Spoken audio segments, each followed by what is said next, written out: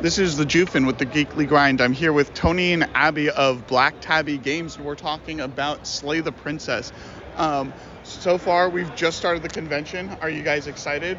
So excited, so jet lagged. We were in Germany for Gamescom like less than a week ago? Yeah, less than a week ago.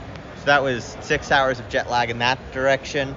We came home, and now we're 3 hours of jet lag in the other direction. It means we went to bed at 5 p.m. or 4 p.m. or something. And woke up at 2:30 a.m. today, bright and early. So. Excellent. We can all be tired together. I think that's the joy of the convention style. Is there a word for like tired and wired at the same time? Like twired? Twired, I think. We're going to start that.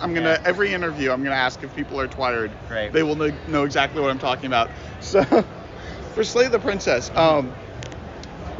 I guess the start is, what were you trying to do with the game? I know it starts off by saying this is a love story, and then, without giving too many spoilers away, it kind of devolves from there. What was your goal? Like, what made you start doing this?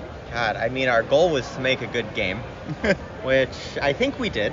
Yes, people like it. I'm happy. I feel like you're never allowed to say we made a good thing definitively, but I feel like we're as close to being able to say that as possible.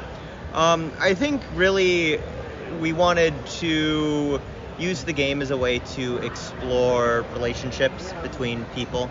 Some of those are romantic, some of those are platonic. Like, I think there's a lot with Slay the Princess where you take out of it what you put into it. Yeah. And we specifically wanted to look at the way our perception of others shapes our relationship with them and who they are in our eye. And how our own actions can also shape the way that they perceive us in return, which also then has a feedback loop where they become a different person to you because of what you've done to them. So a single person can be an entirely different person to one individual and to another individual. So a lot of people will play through the game, they will see the princess as they see, and they will come away with their own idea of who she is. So. Right. Like, there's this thing that I've encountered a lot.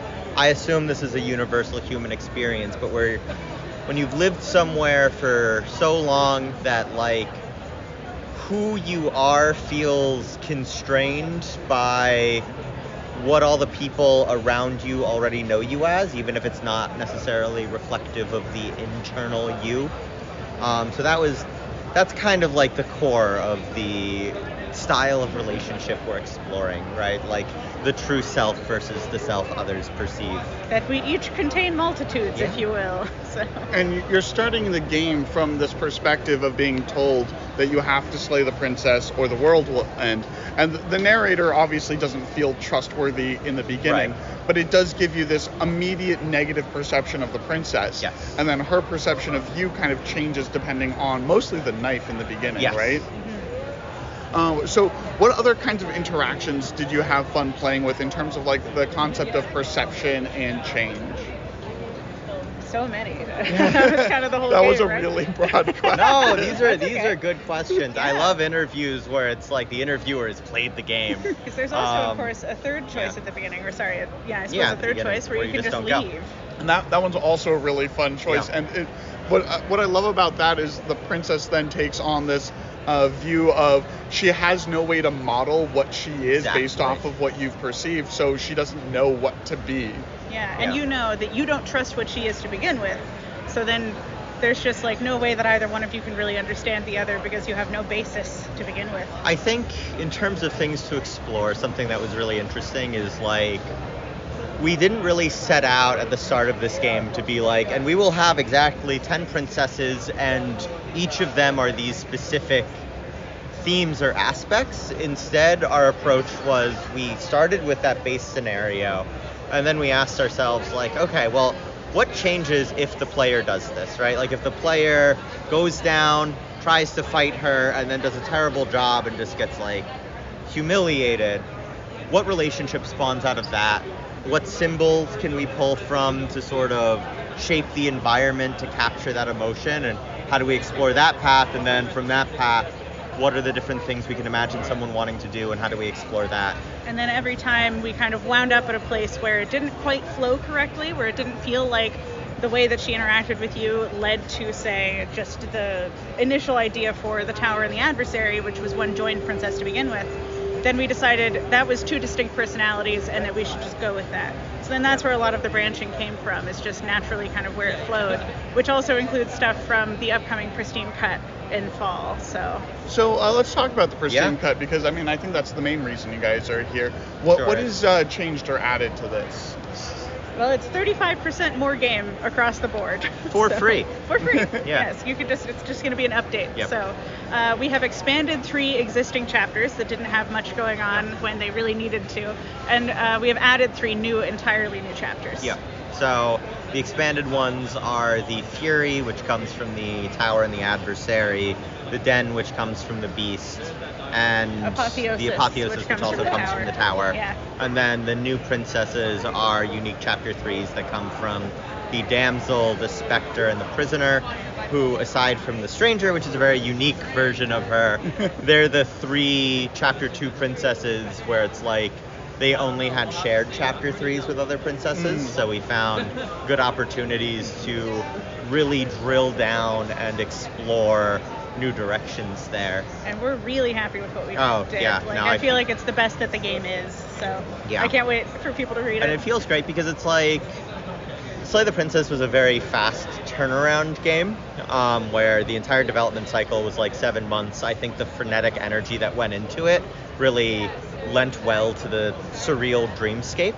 But once the dust settled, we did realize, like, wow, there's some areas where it just feels like there's so much more room for exploration that, like, it just didn't occur to us in the initial version of development, or it's and like... we were so rushed that we had to get it out. Or like chapters like Fury and Apotheosis, just the art alone is so demanding because they're both really detailed and really difficult to draw. Yeah, so it's like the Fury, I think, now has something like 200 or 300 unique illustrations, which is huge. And it's like, there was a fun idea with the Fury the first time around of just like, well, what if you get her to the point where she's just so mad and so over you that she one-shots you and it's over. And with the Pristine Cut, it's like, okay, but then what happens? Can we explore that more? Yeah. Can we dive deeper? Can we really get into like the late game themes that emerged in other routes and explore different aspects of them here? So in terms of this like later game, it really does feel like your first actions, the first way that you interact with the princess, fully develops your relationship. Like it's almost locked in what you're going to be. Did you have any of these routes that you wanted to feel like you could leave the player the opportunity to change the way you guys perceive each other?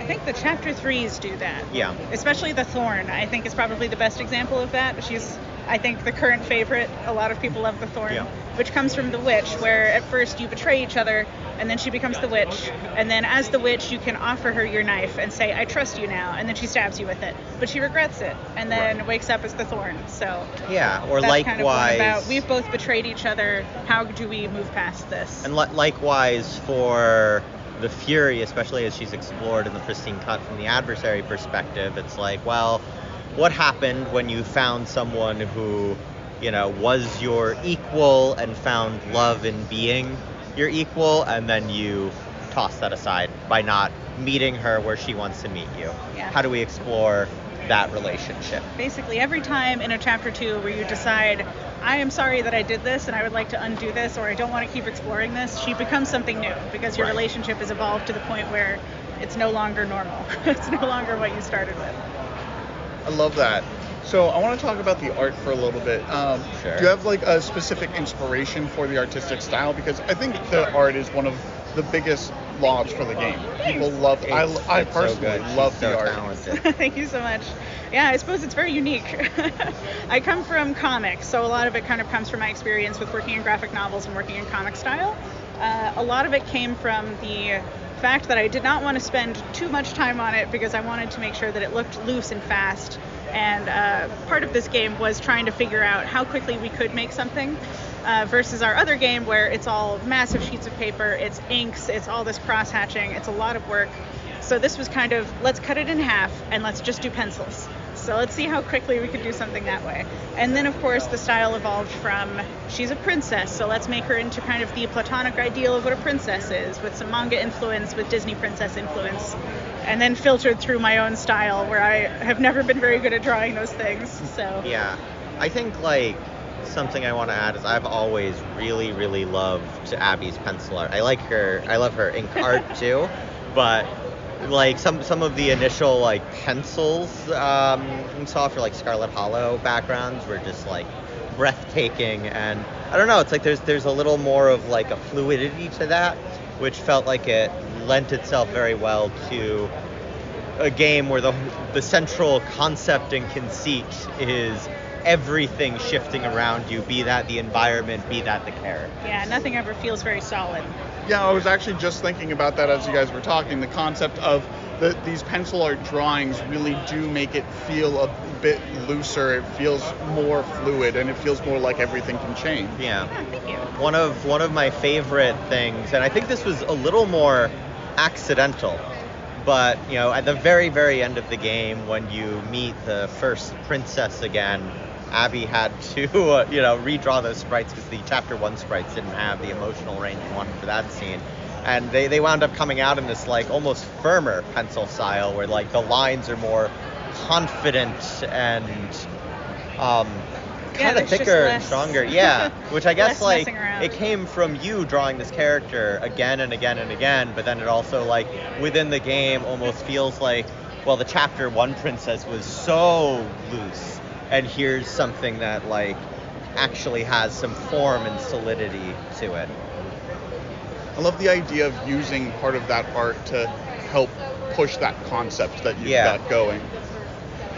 So I guess to close things off, is there anything you really want to get people excited for on the Pristine Cut? All of it. Yeah, all of it. I think it's going to speak for itself. Oh, yeah. I think Damsel fans are going to be extremely happy. Oh, yes. We've heard very good things from the playtesters. They've said that most of them have cried. Yeah, I cried just reading the script. Yeah. So I think it's going to be that's good. And there's then, also a new ending. Yeah. It's going to be hard to find, but there's a new ending. Has some of my favorite art that I've done for the game. Yeah, the art in that is fantastic. And then just like specifically to all of the folks that really liked the weird Chapter 3s that took things in very strange and metaphysical and existentialist directions, I think you'll be really happy with this. Yes, you will be well fed. All right, and one fun question. What is your favorite personality that comes out of the main character? The voices? Yeah, voices. Man. Voice of the Cold, I think. Yeah, but I also really like Voice of the Broken. Everyone hates him, but I love him. He's so pathetic. I love it. Yeah, I think for me, it's probably the Opportunist because he's such a slimeball. That's great. I've always wanted to write like a David Brent style, like stuck in middle management, corporate backstabby guy, and getting an opportunity for that was really fun. Yeah, he has some great stuff in the Pristine Cut. Yeah. Well, look forward to it. Thank you guys so much for your time. Thank you so much. Thank you for the interview.